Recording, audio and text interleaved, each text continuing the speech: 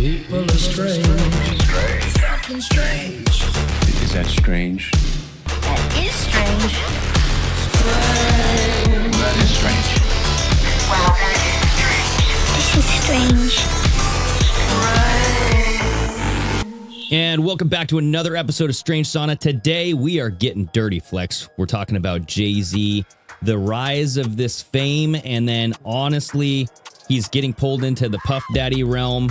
The accusations are out there that he's been mistreating women, possibly children. Mm-hmm. What do you think, dude? Mm-hmm. Well, he's very good at keeping things very quiet. That's why there's not a lot on him. But we're going to talk today a little bit about his background, how he got started, some connections he's made. And basically, you're going to just see a pattern that we see with all these stars, especially hip hop stars that come from broken homes or from a life of crime or dealing drugs, how quickly they're snatched up and told you can be the next star, you know, and that's what we're going to see here. Yeah, just to bring everybody like into the focus here, because he was recently just accused of graping a 13-year-old girl with Diddy back in the year 2000, right? And so you had Diddy fall down. We were kind of talking about, hey, who's next on the chain? You know, it looks like the chopping block went down to Jay Z, maybe Beyonce or Beyonce. So I don't know, dude. Like, I just think that when you look at these allegations, you wonder why. Like, why now? Because if you look at, if that girl was 13 years old, that was back in 2000, you know, add 24 years to that, what, 37-ish now? Yeah. So why did she wait so long? Is it just because, you know, this is the trend now, or is there something else going on? Is this a setup? It's a little bit of everything. It's a little bit of a distraction. It seems to be a trend. New York City just passed a law that allows the statute of limitations to be extended, which is probably why we're seeing more of this. When we talk pyramid, and I'm wearing my nickel and dime rapper's outfit. So Hell yeah, brother. Looking snazzy. I'm a poet and I don't know it. Oh, okay. That's right. I don't write rhymes. I write checks. Anyways. That your mouth can't cash. Wow, that's it, man. That's it. Bad at this. Well, what's between we? Okay, Bro, I got the lines. That's true. And Okay. I got the lines and I'm doing fine. All right. You know what I'm saying? But yeah, the history of what we're seeing right now, the past history is catching up to the future, right? So you're seeing a lot of stuff we've all thought about Hollywood and politicians being like, well, they're not really the best people, and there's some weird shit going on. There's more than weird shit going on. We're downright criminal activities. And this is all allegedly. I don't want to get a letter from Jay Z, yeah, right, or Beyonce, but I basically, when we were talking this, I was sitting there thinking, well, he's above Diddy. So there's that pyramid. So he is above Diddy. Mm-hmm. I think Beyonce and Jay Z are the visual celebrities that we think are at the top. And then you've got these main players, probably a lot of whiteys, you know, very rich, wealthy white men, Clive Davis, a bunch of people that are even higher up. But this is sort of, I feel, where it will get most people's attentions. Clive Davis or whoever ends up getting a charge, if there is anything that comes out on him, nobody gives a shit. But when you say Jay Z, Beyonce, P. Diddy, you know. Yeah, you're getting Hollywood involved, right? Yeah. Music industry, all that stuff. Yeah, you're getting up there. And it's very hard to find stuff on him as much as we did with Diddy, because he's very good at keeping it quiet. I remember when Diddy got charged and arrested, and they had that 120 allegations or lawsuits, you know, Jay Z went very quiet. 50 Cent made fun of him. There's a photo of Diddy's face on a milk carton saying, "Where are you at?" You know, and very quiet. Well, yeah, because like Jay Z and Puff Daddy were like best buds, weren't they? Well, I have a video which we'll get to later that says elsewise. I don't know. You know, his lawyers seem to be pulling shit out of the air, being like, hey, I don't know. So, yeah, you're going to see a lot of distraction on both sides to distract. This could be a distraction from the drones. I mean, who knows? You know, there's a lot going on. But we've been saying this, folks, for a while, and I've been saying this to all my friends since 2020. They do some bad shit to kids and to women, and it's coming out. And I feel this is the Epstein version. Well, it's not really a version of it. It's the same thing. I think Epstein was more politicians and maybe world leaders, and this is more Hollywood, and it blends together. Mm-hmm. It's a mishmash of stuff. But as for Jay Z, you know, he's 55 years old now. You know, he was born in 1969. Raised in what we call the Marcy Projects in New York. And apparently that's a very, very rough neighborhood. But a lot of rap artists tend to be in or around that area, come from that area, and they rap about it. So like he really is, he's not like Drake, who's like, you know, was raised in an area in Toronto, because I used to live in Toronto, that these houses were worth 4 times than what my house was. So Drake is full of shit. This was the real. This was like Biggie. This was the real deal, right? Okay. You know, and you know the middle class, like unlike Kanye West, whose mother was a professor at university, like there was a different a level here. And I think that's why with Jay Z, he really was from the hood. He was from Marcy's Projects. He's just said he refers to the 27 6-story buildings that made up the projects, and it was like a bunch of islands. And basically, he said it was an urban poor. They were invisible to the rest of the country. So wait, 27 6-story buildings? Yeah, all just like huddled in one area. Yeah, just like a little compound. Getting the visual now. Yeah. Oh boy. You know, and again, if it's in an area that is underprivileged, there's a lot of crack cocaine was huge in the 80s. Yeah, gang violence. Huge in the 80s, gang violence, and that all kind of stemmed in that area. He's from Brooklyn, but that area of Brooklyn, you know, and you know, he just was like, when he was younger, he was kind of like Eminem was always saying, pen to paper, always writing stuff out, you know, was kind of rapping in his head, you know, and, you know, his mother raised him in that Black community. And, you know, he always was like, if I ever become famous, I'm going to rap about my life and my mom, how she tried to, you know, did the best she can to support him, you know, show the indifferences that there were at that time. It's still now, nothing has changed. That's why when I say to people, the American dream, like, what American dream? It's been the same shit for everybody, you know, for a very long time in that area, right? It's just like, you know, you're just forgotten, just completely forgotten. But what I found interesting here is when he got to a certain age, you know, he became a drug dealer, right? Just like his brother. Yeah, he had an older brother. And at the age of 12, apparently Jay Z shot his brother in the shoulder. Shot his brother in the shoulder. And because his brother was trying to steal his ring. And, you know, in his song, You Must Love Me, he wrote about the incident, and he saw the devil in your eyes, and he was high off of drugs and weed and confused and stuff like that. When he was 12? Yeah. So when he was 12, he was high? He was shot. Well, he was already selling shit when he was younger. That's what they do. Okay. But, you know, he must have been high on something, and just his brother was trying to steal his ring, and he shot his brother. Obviously, his brother didn't press any charges. There were rumors that he also stabbed someone. Whether that's true or not, maybe just to get street cred, because that's what you have to do when you're younger, right? Like initiated. Again, was he in any like gangs or anything? Yeah, I mean, you kind of have to find be, right? stuff. It's hard to find stuff on him. He's been very good at cleaning his history to a certain degree. Like I can find out about him being, I was into drugs a bit and I did this, you know, and stuff like that. But he's very, very good at whoever his PR team is very good at just cleaning all the stuffs, you know. Dude, you know, apparently he stabbed a producer.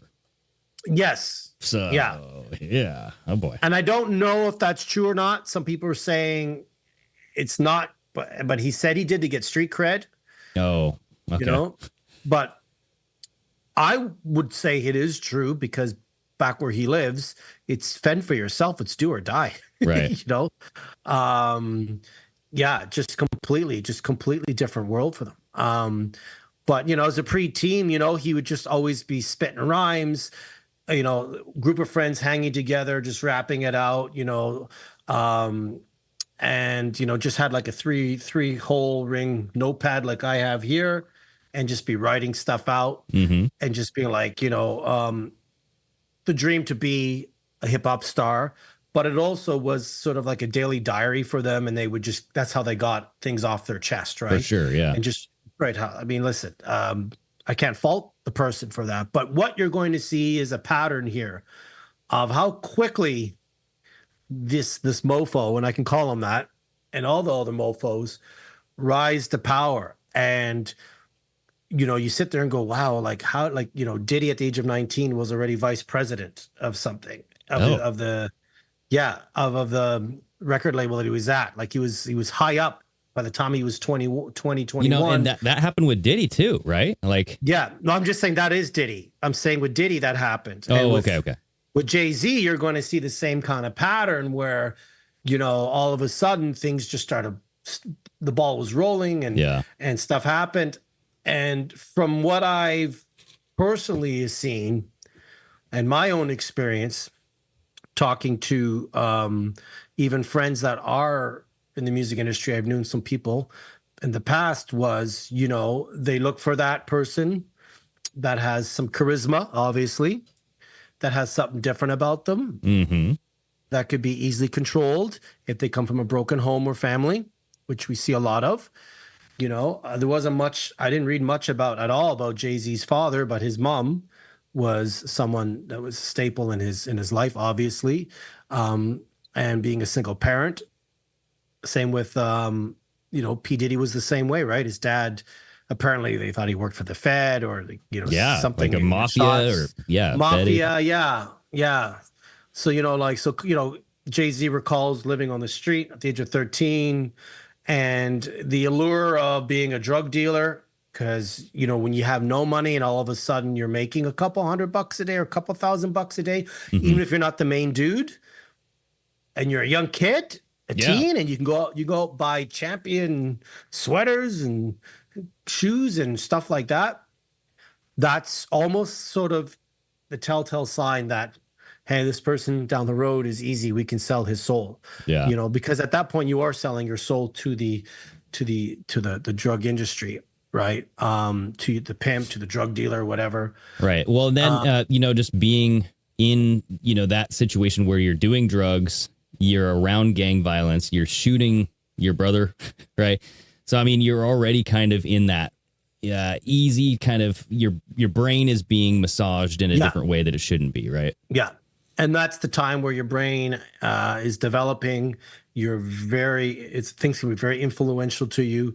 In his autobiography, he sort of talked about how hard and dangerous it was living there. And he was fed up with watching all their moms struggle because they're all single. Most of the times the dad disappeared. Yeah. And it was just single mom. Or went to jail. Income, trying to pay the bills, and, they were just like hustling for their family as well, which even though it's drugs, it's honorable in a way that they're like, hey, I'm trying to help out my mom too, so he's making a couple $100, buys himself some new sneakers, gets something for his mom as well.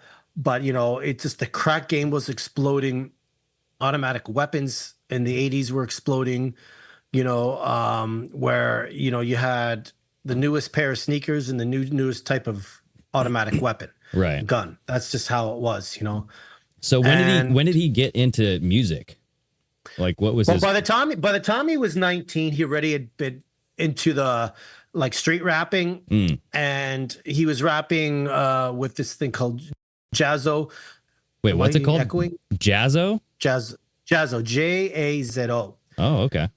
So that was the name of the guy. And they would actually collaborate and work on some songs together.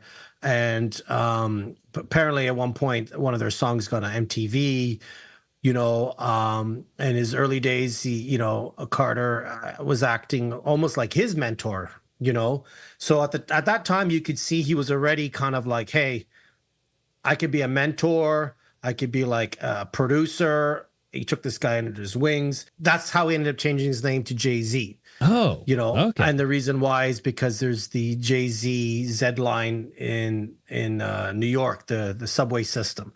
So he was kind of talking about, hey, I want to play homage to Jazzo, give reference to this J line subway system that goes through. But he was a shitty rapper, apparently. Really? There was a lot of times that they were told, he was just being turned down time and time after again.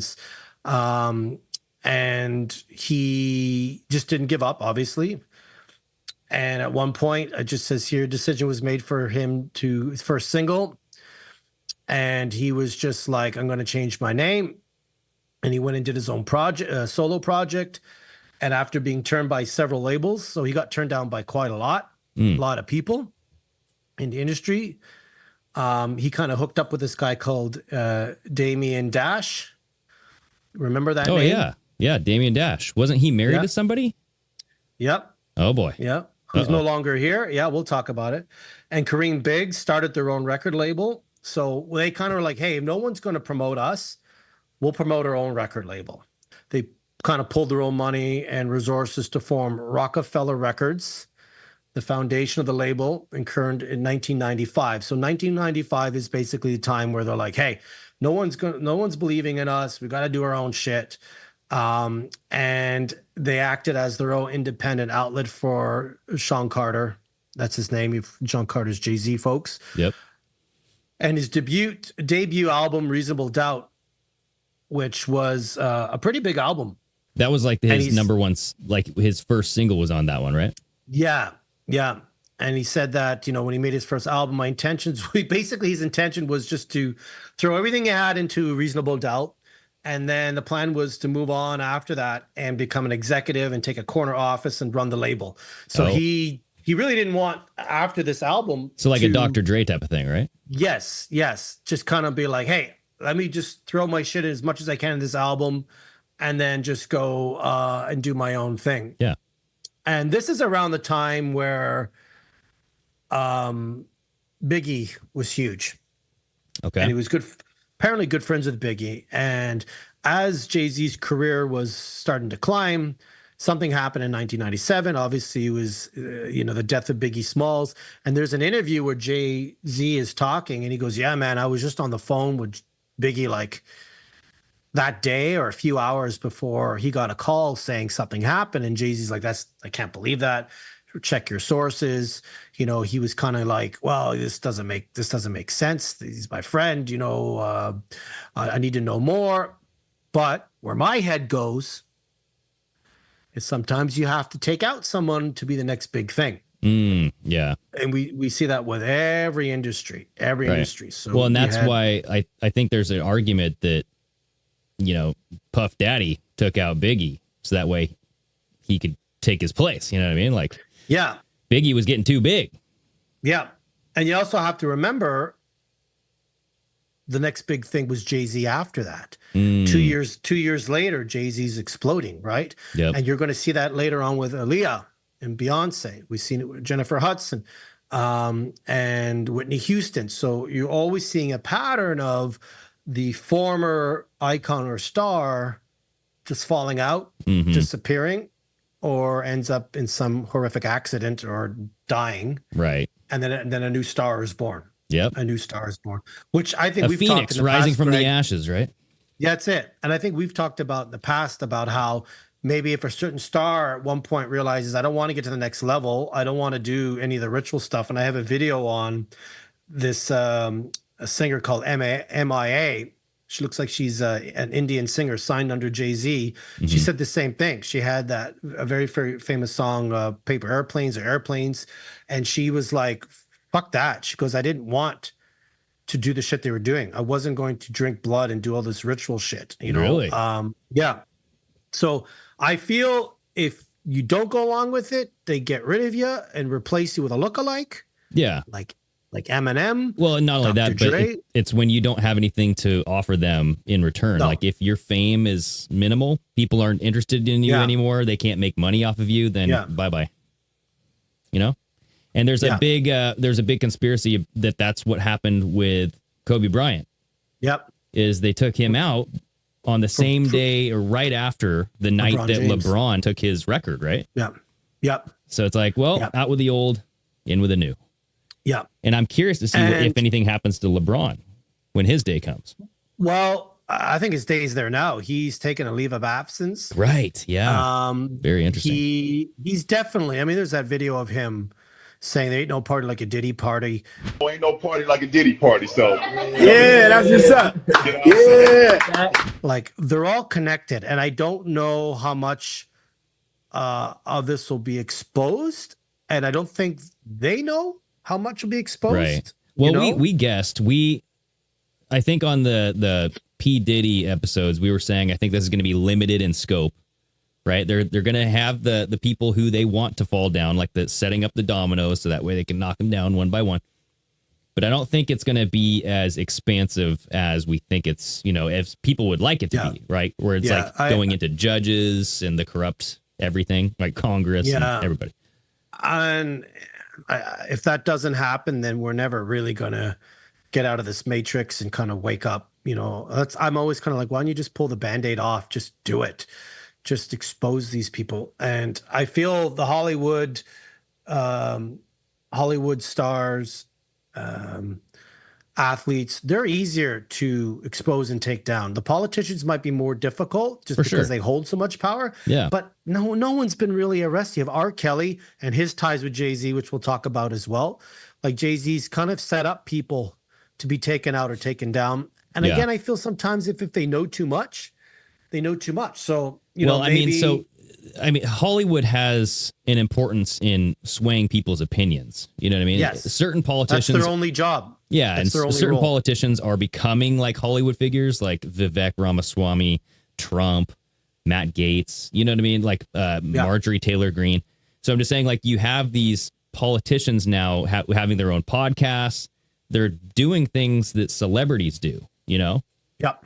And they're figuring, hey, we don't need Hollywood anymore. We will be Hollywood. So you're seeing this generation of Congress people becoming like a Hollywood type of thing. They're merging. Yeah. It's just, and it's very ancestral. We're seeing, you're going to see how ancestral this is. Stars dating other stars, stars being almost trafficked to each other, prearranged marriages. Yeah, like Bieber, Bieber's probably been trafficked amongst all of them. That's kind of like their initiation into it and stuff like that. But anyways, getting back to the Jay Z beefcake. That's a wrestler. His beefcake. Biggie Smalls dies, and back in 1999, so 2 years after the release of his album, and about a year after Notorious B was killed, this is where he was coming up with his next big album. And basically Jay-Z announced that his upcoming album, the Black Album, would be his very last, as he was planning to retire in order to focus on, as we said earlier, ventures including nurturing other artists under his record label. Is that what he said? Nurturing? Yeah, nurturing, and focused on giving back to the community. And he felt like that's a point of his life that he could give back by the use of music. And basically, so this is 1999. By 2003, him and his mother, Gloria, funded the Sean Carter Foundation. So you're starting to see now things starting to build for him. Oh, yeah, dude. So whenever you start a foundation, that's like money laundering 101. That's it, right? I'm like, oh, there it is. There it is. And it's sad to say that, but listen, at this point, it's just the way it is, bro. It's just the way it is, guys. And if you don't believe us, then whatever. You don't believe us. That's just how it is.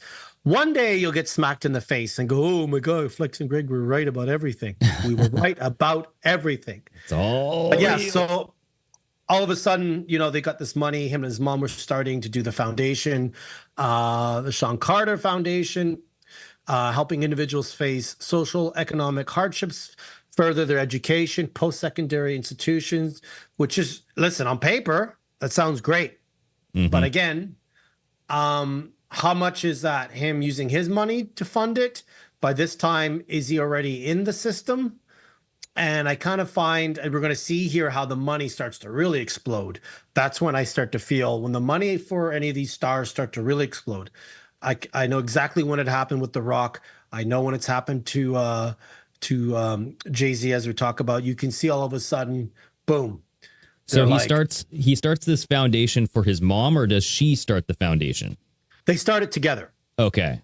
They started together. So they're trying to like clean up societies. They're trying to like help children. Yes. It's like the Hillary Clinton Foundation type of thing, you know? Okay. Yeah. So by the time, so this is about 2003, by the time like about 2008, the hip hop mogul, Jay Z, created an educational trust for the children of Sean Bell, a black man shot and killed by police on his wedding day in New York. So you can see he's already being in this getting very political now. Right. He's just like, oh, our fellow. And listen, I don't know much about. I didn't look too deeply into that, but basically, it was a fellow person, a fellow man in the neighborhood getting shot by the police. Well, and then I don't know. We might want to look into this, but there is that conspiracy that families set up one of their own as a sacrifice to get paid down the road, because all of these like GoFundMe pages, all of these foundations that are set up for the family afterwards, they get a boatload of money, right? Yeah. And it's not just families. You see that in the industry. Mm-hmm. You'll see some tragic thing happen to a lot of these stars. So their firstborn usually dies. Something happens to them. Or their firstborn is transgender. Yes, thumbs down. Thumbs down. It's transgendered. Yeah. So dude, I just saw Shaq's son walking around in a dress. Yep. So and I don't know Magic if he's Johnson's gay. son, who's like 7 feet tall, walking around in the dress. So you Magic always Johnson, see they transgender their children, especially the firstborn, or they sacrifice. And there's that very famous video of Kanye hanging out the window. And as much as Kanye can be a little bit like Jaguar, right, where it's a little too much, just too much theatrical. He's talked about Michael Jordan sacrificing his daddy. He sacrificed his mom. No, it wasn't OJ. It was, who else was it? He did say like Shaq. He said like Bill Cosby. Bill Cosby's son. Right. I actually did a whole episode on that whole celebrity sacrifices and stuff. Yeah. So it's very interesting because it's just a pattern, and you're like, wait a minute, like this is a little too obvious. Mm-hmm. To us, we can see that it's a little too obvious to us now, but by that time, he's using his money to start this foundation. Then he's starting to build the clothing brands, so Roc-A-Wear. So established in 1999 and then sold for $204 million to Iconics in 2007. So that's where you see that big jump in money. Now you're like, okay, they're making money with a foundation, collecting money, and then they make it. Clothing, you'll see now it's all liquor. If you notice, they're all in liquor brands. Dude, I looked this up, and he was in a lawsuit with Bacardi. Him too? Yeah. So, I mean, like you look at P. Diddy, he was in a lawsuit, and then all of a sudden, all this sexual harassment stuff starts coming out against P. Diddy. Jay Z just settled back in 2023, February 6th, 2023. So about 2 years ago. But he settled a multi-billion-dollar cognac battle, and this was against Bacardi. So I'm just saying, like, every time you go up against big liquor, something comes out on happens. You. Yeah. And I feel that's I think that's just another way they control them. They just say, hey, because these artists are controlled. Well, they're all controlled, but in the sense their money is controlled for them. They don't have the money because record labels, what do you call it when you give the money ahead of time? Oh, yeah, kind of like I know what you're saying. Yes, sorry. We both can't think of the name. They fund it ahead of time. We'll just use that word. So they're like, here's $2 million, Greg, and you have to, through your sales and touring, make that money back for them. Right. So they're always forwarding the money ahead of time. Mm-hmm. So that's why a lot of these stars, especially singers, are like, why are you still on stage? Like you could tell they don't want to do it. Yeah. They're too old. Oh yeah. they probably miss the fans too. They're like- but it's because the contracts that they're in. Yeah, they're they have like to pay back. indentured fortitude or whatever, like Always. indentured servants. Yeah, always. So, and then during this time, some of his connections, obviously, we have here in 2001, Jay Z's best-selling album, one of his best-selling albums, he brought in Kanye West. So this is where Kanye first comes in, and Kanye was one of the first artists or producers to start sampling. He was very good at the sampling, which ended up being like a blueprint for a lot of the songs back there. And he basically led the album, the producing, with the single Izzo, IZZO, was the first big hit for Kanye West. So that's the song that he collaborated with Jay Z. He produced 4 of the songs on that album, and those tracks kicked off the early crazing sampling of soul music. She come in money, the one that Jamie Foxx did. So you can already see at this point, he's making the connections. He's bringing Jay Z in, and by the time 2001 came, he already's into some nasty beefs with a couple people. Him and Nas were going at it. And what I found interesting again was these beefs always seem to be fabricated. I felt every rap beat is fabricated so they can make money. Yeah, because Jay-Z's mom got involved. There was like a diss track, and they're dissing each other. And Jay-Z's mom got involved and said, "That's not right." Well, it's like WWE, dude. It's like a soap opera, It is. And he basically like, "Oh, I apologize. Let's get together. Let's collaborate." And then it was a huge freaking tour. So again, it's selling those wolf tickets. Yep. To that company. Now, before I get on to him meeting Beyonce, I want to talk a little bit about Desiree Perez. She was the COO and then CEO of his Roc-A-Fella Nation. Okay. And that what we have here was actually, which I found interesting, she was actually pardoned by Donald Trump. Yes, dude, I knew that name sounded familiar. Yes. So when I was doing the research, I go, what does this sound found familiar? So after her 1994 arrest for conspiracy to intent to distribute narcotics, again, a drug dealer in the drug world, and how it all happened, suggesting that, she got pardoned by Donald Trump. And the reason why, I think, and what I was reading was you can't run or be a CEO of a company if you have a felony conviction. Oh, so he pardoned her so she could run a business? Yeah, well, and you would think by that time, like Donald Trump pardoned her, let's say in his first term, obviously. Was he not aware that Jay Z is one of these guys? Like, I'm kind of thinking, like, why are you helping this dude out? Right. Like, why are you helping the bad many side? other people you could have pardoned. Well, dude, and he pardoned like an Israeli spy. So yeah, there's this questionable, like he pardoned a lot of different people, but like there's some where I'm just like, really? Like, what are we doing here? So, apparently she cooperated with the U.S. Attorney's Office and received a sentence of 5 years probation. So, again, you're going to have some people, and when I say some people, we're going to talk about those that believe, everything that Trump does is good. Might be. Maybe the plan then was to, hey, let's get her on our side, pardon her, she can be an informant for us, right? And we can start building these cases. Yeah. Just say, it could be possible. Any of that. And then you got like Van Jones from CNN, who obviously dislikes Trump. I mean, and I don't think anyone CNN likes him. Somehow his friends, you never know, because we're talking about these fabricated beefs, right? Yes. I mean, this whole thing with Donald Trump could be a massive fabrication. Yeah. And Van Jones, somehow is friends with Jared Kushner, Trump's son-in-law. That's who that dude is. Oh yeah, he purchased 666 Fifth Avenue back in the day. Anyways, that dude, the son-in-law, convinced Trump to pardon Desiree. So it's very strange. It's very strange. What? That is just out of anybody. I figured it would have been like Kanye or like Kim Kardashian or somebody. I just found it very strange when I was reading that, and I was like, oh, I do remember hearing that name.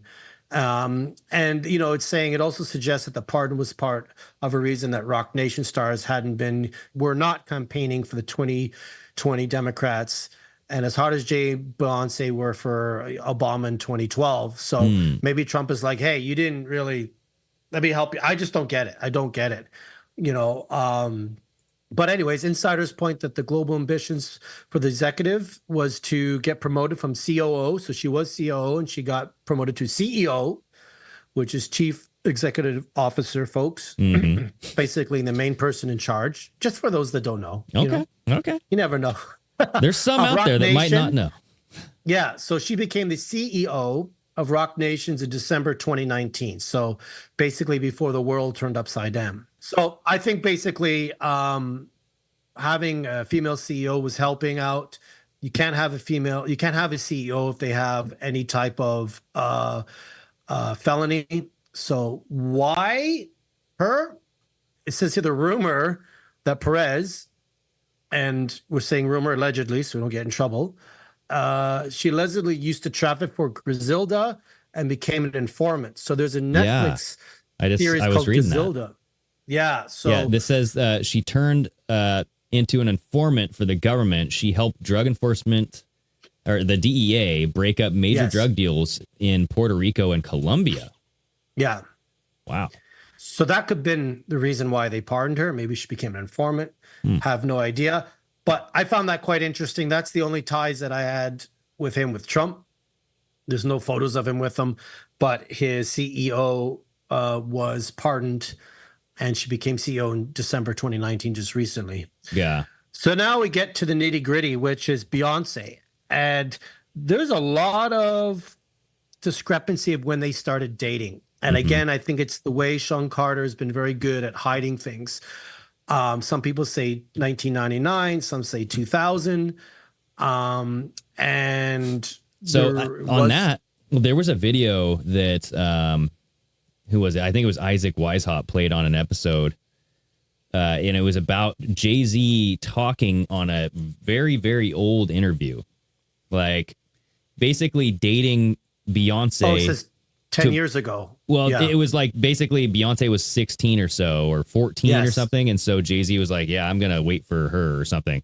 It was a weird. He said something very, very strange. And the way that he looked, he basically said, she's got talent. Yeah. It's like, oh, what do you think about Beyonce? Oh, that girl's got a lot of talent. And, you know, he was just talking about her looks, right? Yeah. And there's a video of them in the studio, Beyonce and Jay Z.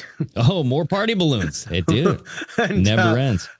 There's a video of her saying, and they're both in the same room, saying we're like soulmates, and Jay Z taught me how to be a woman. You taught me so many things. I was 20 years old when we first started dating.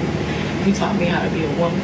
You taught me how to live. Oh. And she's saying that. Now, nobody knows. There was an interview in 2007 on the Charlie Rose podcast, and Jay-Z himself said, I met her 10 years ago, which would be in 1997. So he's on this podcast, or on this show. There's no podcast, sorry, folks. He was on the show being interviewed in 2007, and he was very, very adamant that he met her in 1997. So if that's the case, she was 16 and Jay-Z was 29, 28. Ish, yeah.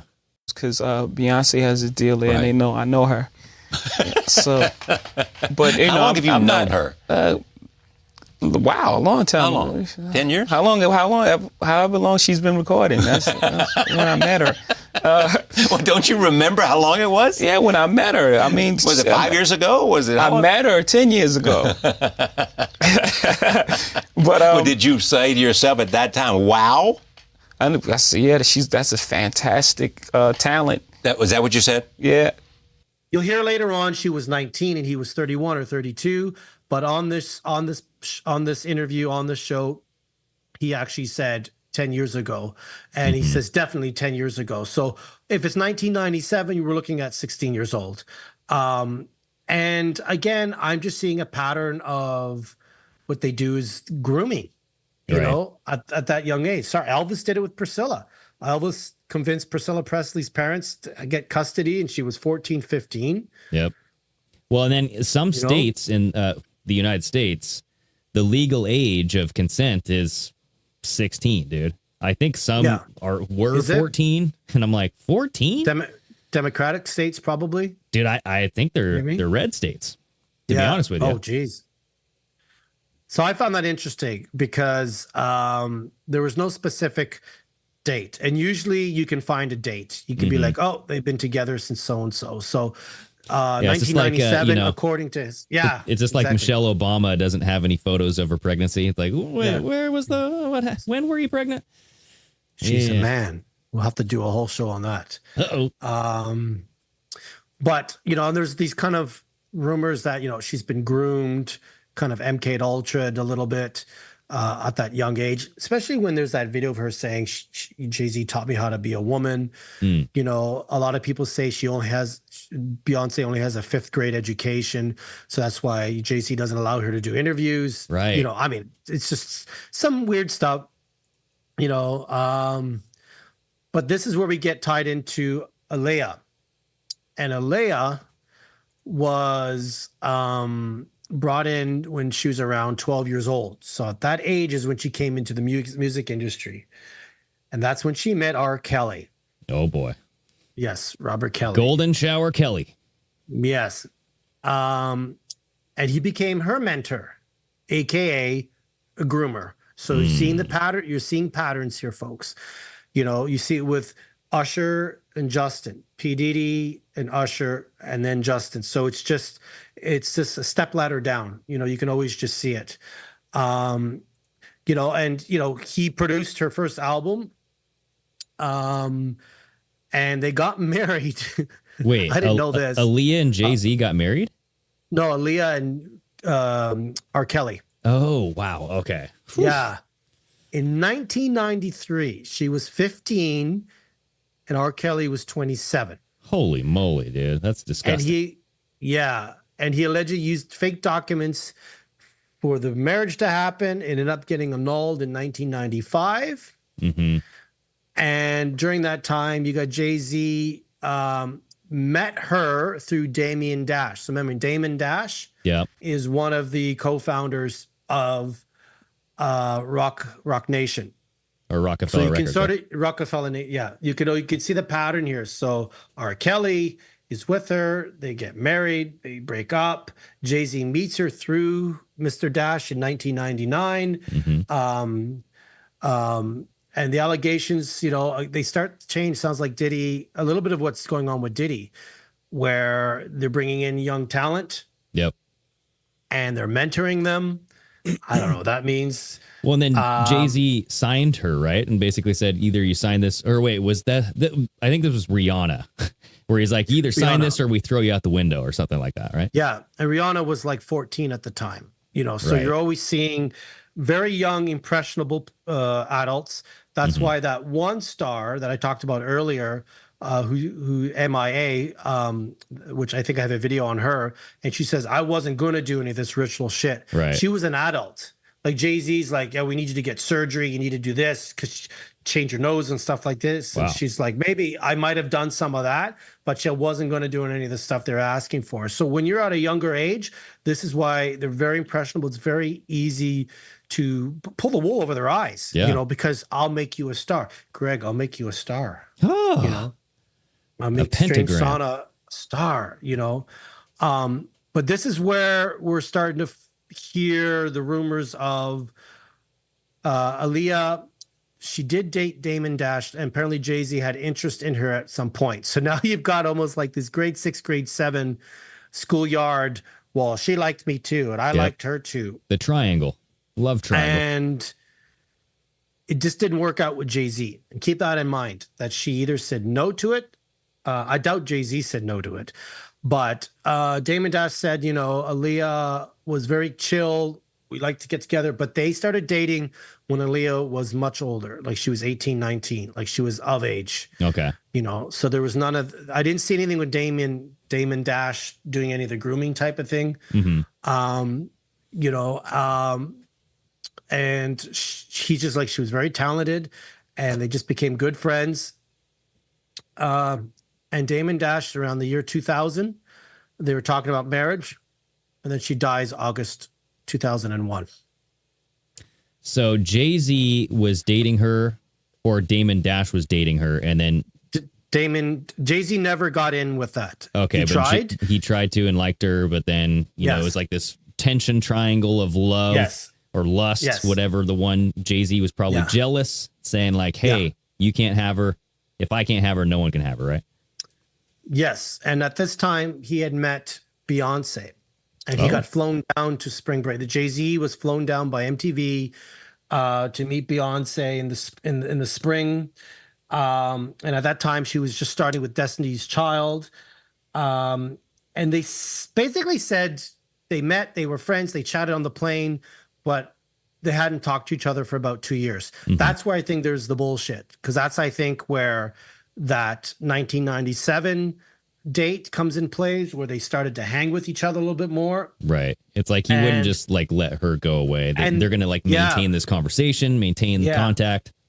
And she's young, right? This is impressionable young people. Yep. And at that point, you know, they met on the plane. Apparently, they were seated next to each other and just chilling and chatting about stuff.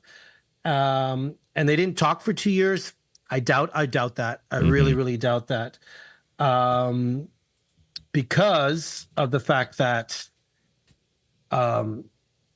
when they were at awards shows and doing stuff like that, they were kind of always near each other. And then basically they ended up collaborating on a couple videos. And you couldn't tell if they were dating or not. Like in the videos, you couldn't tell. Both collaborated on like he did a song called O and 3 Bonnie and Clyde. Was this when she was in Destiny's Child? That's when they were collaborating?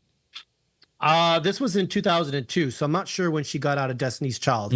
I think it was around the time where she might have been with them. And I believe the first song that they collaborated, she was still with them. And that's probably where he convinced her, like, you can be a star. You should go on your solo tour. Because it was around the same time they broke up. And yeah, I just found it very interesting that they were like that song Boyfriend and Girlfriend. And in the video, they're not really together, but there was some chemistry, the way it was edited and stuff like that. So I feel that that's when I feel they were already dating by that point. And they started collaborating on some of that, you know. So hard to prove it though, right? It's very hard to prove that stuff. You know, it's very hard to prove that. But so that's where he's met, you know, Beyonce. And then you have this whole Aaliyah thing with Damon. Right. And, do you have videos on Aaliyah? I do. I do have some videos. Okay. Should we play any of those right now? Yeah, we could. Which one kind of fits into this conversation? Because I know there was like some mystery around Aaliyah's death and Jay Z having something to do with it. So play the second video. The second video of Jaguar Wright, where basically she was shooting a video and they forced her to get on a plane. Right. And she was drugged. Doesn't remember getting on the plane, and the plane crashed and burned, dude. Yeah. So the second video that I sent you. Okay. So this is Jaguar Wright, everybody. She was unconscious.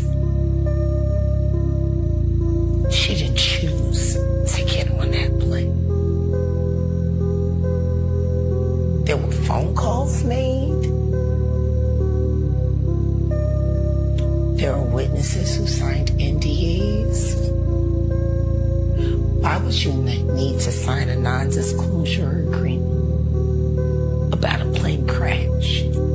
Yeah, so that's odd to me that, like, how did Jaguar Wright know that Aaliyah was unconscious? You know, was this documented somewhere else and then she's just kind of regurgitating the facts? And I think, like, there's another video, it might even be in here, where even the pilot's like, I can't fly this plane. It was something about it being too heavy. Why is this girl knocked out? You know? Incapacitated passengers. Incapacitated. But what happened during that time is, you know, they were going to get married. She was dating Damon Dash.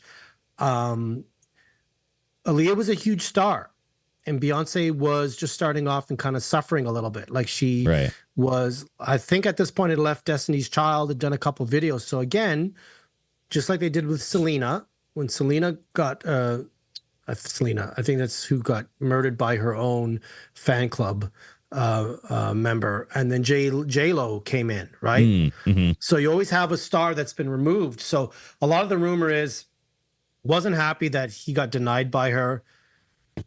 Beyonce needed to be the next one up and was trying to figure out how to remove someone. And it could be all of these or none of these, you know, it could be all of these. Like you're not going to let a crisis go to waste, right? So if they're like, hey, if I can get rid of this girl because she dissed me and went with Damon, who's now him and Jay Z are feuding. Like, well, they're trying to separate. It could be like, yeah, some ritual thing that they have a higher power like belief in, you know, like, hey, if you really want this to happen, your soul will be mine type of thing, right? Yep. You know, so it's like you're literally selling your soul to the devil by making this pact. And we've heard so many times of like these situations where people are approached by a man in a suit saying, hey, I can make you anything you want to be as long as you give me somebody to sacrifice. You got to give me somebody that you love, somebody close to you. So I don't know. Maybe Jay Z offered it up. I don't know.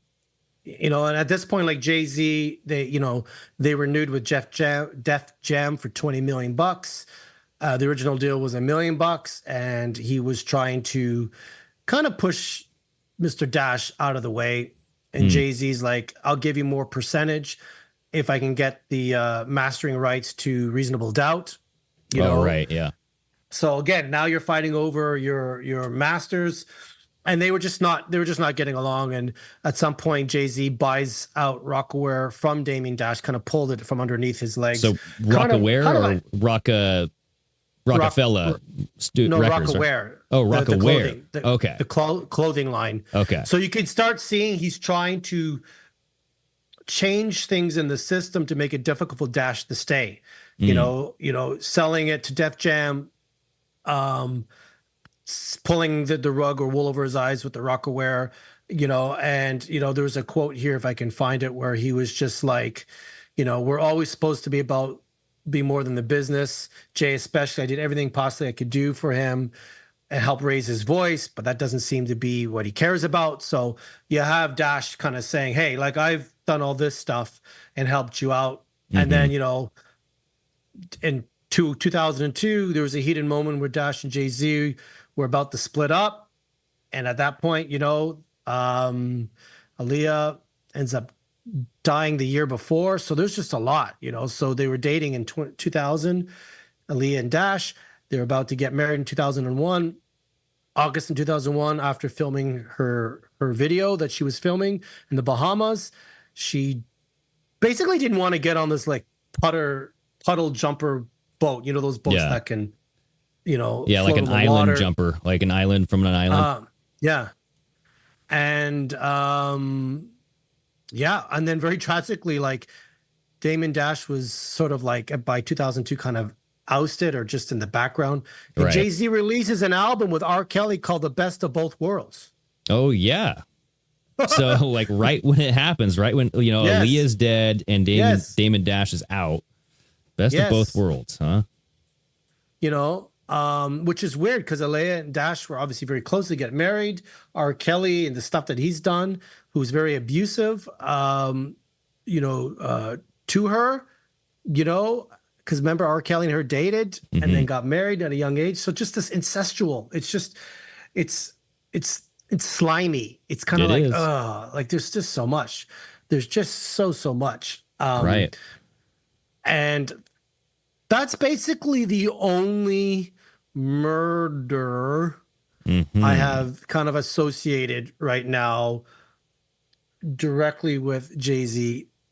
And I mean, it's not necessarily directly, but I mean, there's a lot of weird circumstantial evidence that like you have a motive, right? Like if Jay Z really did have this love interest in Aaliyah, that would be a possible motive. That it'd be a jealousy move. Like, hey, you know, listen, bitch, if you are going to go with Damon Dash and, you know, you're going to backstab me, like after I brought you in and raised you up into this, you know, right? I made you who you are. Yeah. Then see you later. And then he did the same thing with Damon Dash by, you know, selling off the Roc-A-Fella, the studios, and then getting rid of like Roc-A-Fella, right? Or like, you know what I mean? I'm just like you said, like distancing Damon from this whole thing. A blow to his ego. Let my girlfriend, you know, be the next one in line. So you got to get rid of the previous talent. But if you play the first video, now we could chat about these videos, but there's just a lot in common now. You're just seeing a lot in common. Okay. What is this first video about here? I think it's still Jaguar Wright, maybe just talking about there's a lot in common between Jay Z, P. Diddy. P. Diddy has abused certain people, female people in his entourage. Jay Z is now being alleged he's done the same. All right, here we go. Harvey Weinstein, Jeffrey Epstein, Robert Kelly, Sean Combs have one person in common, professionally and privately. Sean Carter. This has been a fist of tyranny that has been punching through our culture and our society for decades. It must stop until him and his cohorts are all held to account publicly and legally. The victims, they're not safe.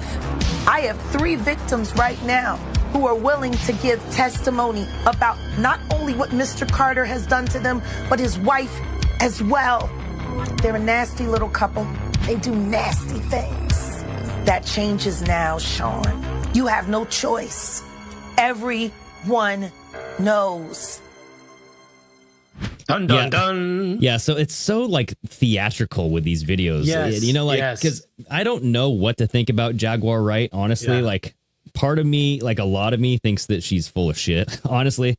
But like, because I'm like, why is she the one who's so vocal about all of this stuff? She's out there. She's alive, for one. That's the first thing. But she has been right about a few things. And she did say a few months ago that the next person in line will be Jay Z and Beyonce. Mm-hmm. She said, you can't cover this up. And she used to be a backup singer for Jay Z. That's her background. She did work with Jay Z, was a backup singer. And that was from Piers Morgan, where basically Jay Z's lawyers sent out a letter to Piers Morgan and the production company and said, we'll sue your ass if you don't apologize. And Piers Morgan had to come out and apologize. They pulled the episode, didn't they? Sorry? Didn't they pull the episode? They pulled the episode. It's very hard to find. That's why I could only find clips of it. Right. And that's a clip from it. Because I mean, it's hard when you just have her telling stories and there's no actual evidence. Yes, she did say that there's 3 people that she has, 3 girls that are willing to give testimony. But then again, it's like we've seen how they can lie. They can make up stories from years ago. We've seen it with Trump. We've seen it with politicians, Justice Kavanaugh. They all went through this like conclave of accusations and no real meat on the bone, She could be also controlled opposition. Right. And that's how I see it, being like they're telling you the truth. It's controlled. It could be the changing of the guard. Maybe we were saying, you got to wipe out the old guard and bring in new people to rebuild. Hollywood's dead. Media's dead, but you're onto something though. Media. I think that like there's certain people that are out there propagating certain things, like the whole pizza fence, and then like just all of this, like you have Jaguar Wright, right? And then you also have like 50 Cent now boasting these videos. It's like Cat that. Williams. Cat Williams, Elon Musk. It's like that. The Russell Brand effect. He kind of came out of nowhere, became like this quote Gnostic warrior, got baptized, even though he's got like a bunch of Illuminati shit all over him. Yeah. And I'm just like, I don't know if I believe. It's like fake awakening. It's like this fake coming out in revelation type of thing. Like, here's all the bad guys, everybody, and look what we're showing you. And it's very numbing. Like I'm numbed. Even when I was researching this, like I had to take a break because I'm numbed. I went for a drive, came back, did a little bit yesterday, did a little bit today, because again, I'm, the only videos I find are people who are talking about it like you and I, or someone in the industry like Jaguar. She's the only one, and 50 Cent. She's the only one. But what I also found interesting was this lawsuit that's come out, and how the lawyer representing the 120 allegations in October said there's going to be more people, celebrities. Celebrity A and celebrity B was also there watching, and it was a female celebrity. So this new allegation with Jay Z, with this 13-year-old at this party, the allegations are that she was sexually assaulted, and celebrity B, who happens to be a woman. So B, don't know, who could that be? Yeah, it could literally be Beyonce, right? Yeah. And people that witnessed it and didn't do anything about it. So just to clarify, they're in the court documents.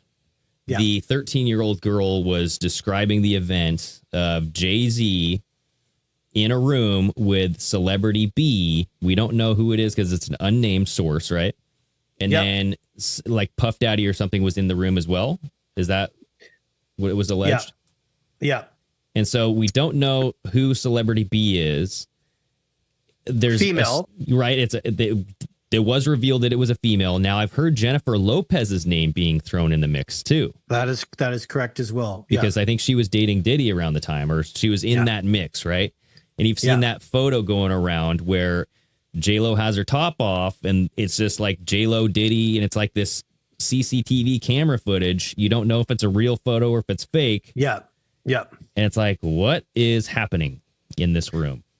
And the initial allegations and filing of the lawsuit was in October, and the lawyer Busby, I believe that's his last name.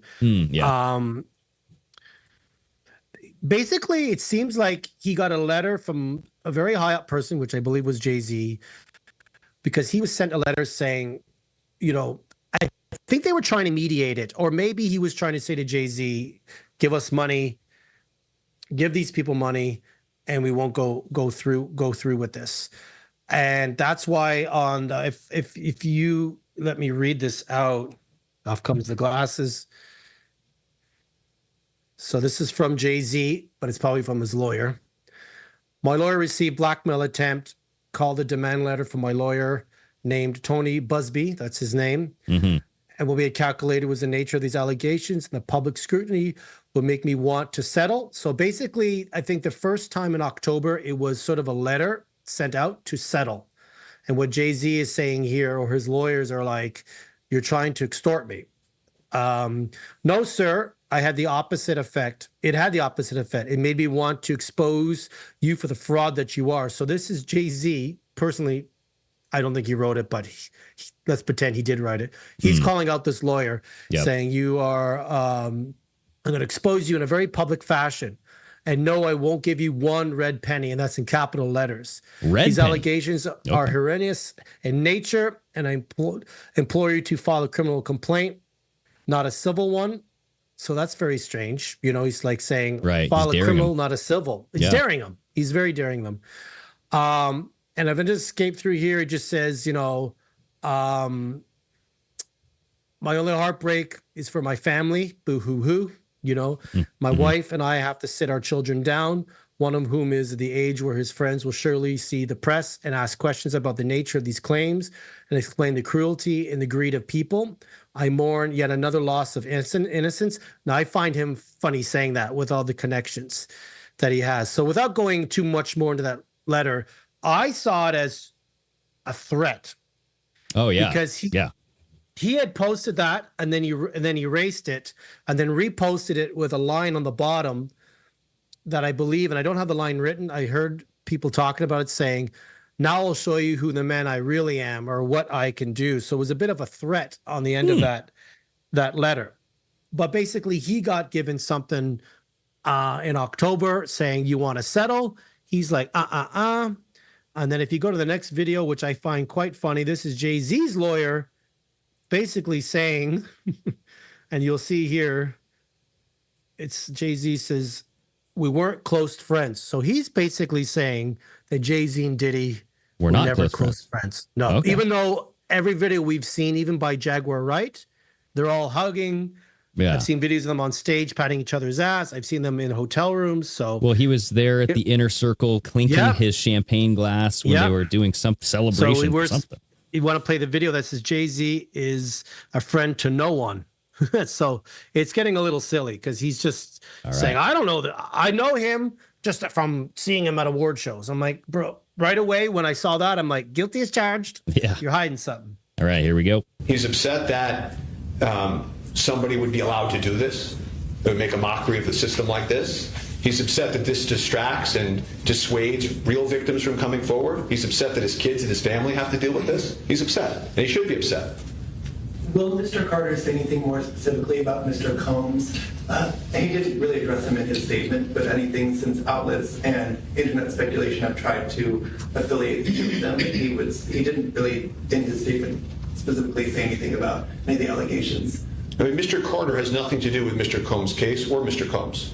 They knew each other professionally for a number of years, just like in all professions. People know each other. At the music awards, they support each other. If you go to the NBA All-Star game, they support each other. That's just how professions work. There is no closer association between any of them. That's also a matter of fiction. That's all that there is. He doesn't know anything about the charges for allegations against him. He has nothing to do with that case. And there's nothing more to say. You can see multiple videos of them together partying, you know, holding up wine glasses together on stage, you know, business ventures together. Right. This reminds me of Will Smith. So there was just a video that came out of Will Smith on stage denying any association with Puff Daddy. And he's like, you know, this is not true. I had nothing to do with the whole P. Diddy thing and all this stuff. And people were just like recording this, like being like, dude, this is awkward. What are you talking about? But the world we're in right now, it's really hard for y'all to like discern what's real and what's true, you know? And I've been seeing y'all memes and stuff. People be making memes. I see the memes. I say, no, some of that stuff is funny. Some of it's funny. But I haven't addressed any of this publicly, but I just want to say this very clearly. I don't have to do with Puffy, so y'all can stop all them memes.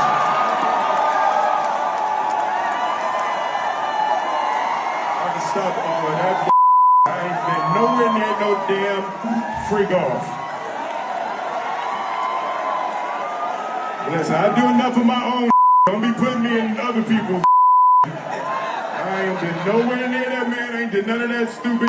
So, whenever y'all hear it, if somebody say that, it's a damn lie. I don't even like baby oil.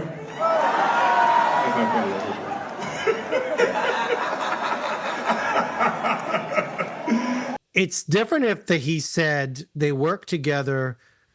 You know, listen, you could go to these parties and you may not take part in stuff, right? Yeah. Which could be simply saying, oh, I went to these parties, but I wasn't part of the after party, you know, type of thing. But that video we just watched, he didn't say that. He says, we don't have any closeness. We don't do anything together. And it's like, okay. Yeah, like Jay Z and said, Diddy. Listen, come on. They've gone to parties, but he's never been part of any of the stuff that does after with P. Diddy. He's a family man. He would leave early with Beyonce to go home because he has the kids. You know, like that would have been a better bullshit excuse than. Yeah. Oh, by the way, they're not friends. It's like me saying, oh, I've never been on Strange Sauna. I don't know Greg. Meanwhile, there's videos of us out there. You know, text messages between us, you know, like, come on. So that's where it's kind of silly. And I feel like the lawyer who's representing these 120 allegations, you know, Mr. Busby, he's a bit of a shyster too with some stuff as well. You know, he's predominantly like in real estate. That's where he's made most of his money. And he had a 30-minute press conference, you know, just saying like, you know, I'm the man. We love these. We love these cases. We look for these hard cases, you know, but not to be like, no, this is bullshit, and we want to help the victims. That came way down the press conference. It wasn't the first thing off the top of the thing. Okay, off the top of it. So I think we're at the point now where we all knew, or we're all waiting to see if Jay Z was involved. How could he not be at some point, even if he wasn't involved by doing anything, but knowing and maybe being in the room? But these allegations are saying that he actually physically assaulted this girl Well, Diddy was apparently holding her down while Celebrity B was watching. Right. That's some damning stuff. And if you've got a guy in jail right now who's going to sing like a bird, will he make it to his trial for May? Or will, Epstein didn't kill himself type of scenario, right? Yeah. I'm thinking that that's why I think this is going to be a limited in scope type of case. And right. Jay Z, who knows, man, because like money and power can only get you so far until they turn on your ass. You know what I mean? Yeah. And that's where I'm at the point where I'm like, well, is there like this change of the guard and, the good guys are actually coming in control? Or is this just, hey, we're going to get rid of him. He's getting older. We have no use for him now. They're looking for, like, people are thirsty. They're bloodthirsty for something to happen, right? They need some accountability. So why not give them some fresh meat, satisfy that, right? Yeah. Satisfy like that sacrificial lamb is what I feel it could be. To maybe garner more attention to that there is an issue and we want to clean it up. So it looks like the cabal's like, oh, we'll sacrifice these guys. We'll clean it up. We'll bring some new people in.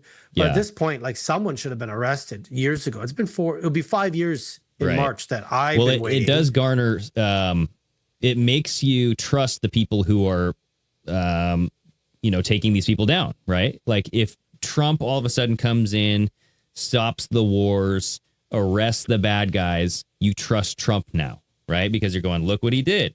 He arrested all the bad people that I know about that at least, we all know about that need to be kind of taken care of.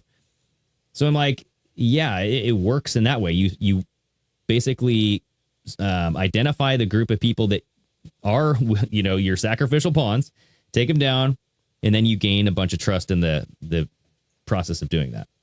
Yeah. It's sad. It's sad because I think it's something that will always continue in the industry, even if they clean it up. It's just the tentacles are just too deep and wide where, we'll sacrifice a few people. We'll make it look like we're cleaning up the institutions. The whole Me movement, when that started, which I found interesting, the Me movement didn't tackle the music industry or hip hop. It was the film industry that they went after. Yeah, the Me Too was predominantly the film industry. It wasn't the hip hop, and now we're hearing the hip hop is just as worse. Well, yeah, music, Hollywood, Disney, the children like channels like Nickelodeon, Disney, all that stuff. Like you really have to look at how those kids grew up, dude. I mean, a lot of the Mickey Mouse Club, they're freaking wacko, right? Yeah, I mean, Justin Timberlake is the only one who's not at least openly insane. This was a lot, dude. We kind of went through a lot of just the initial, how did Jay Z get started into this? Like his Roc-A-Ware stuff, the Roc-A-Fella Studios, his record and all that stuff. But I think we're going to have to do a part 2. We're going to be talking about Beyonce. We're going to be talking about maybe a fake baby bump. Maybe, like you were saying, Blue Ivy's not her kid. Who the heck knows, right? How the whole music industry is either scared of her or they bow down to her when they, get their awards. They're the top of the top for sure. Yeah. I mean, Roc Nation is the company that puts on the halftime show at the Super Bowl.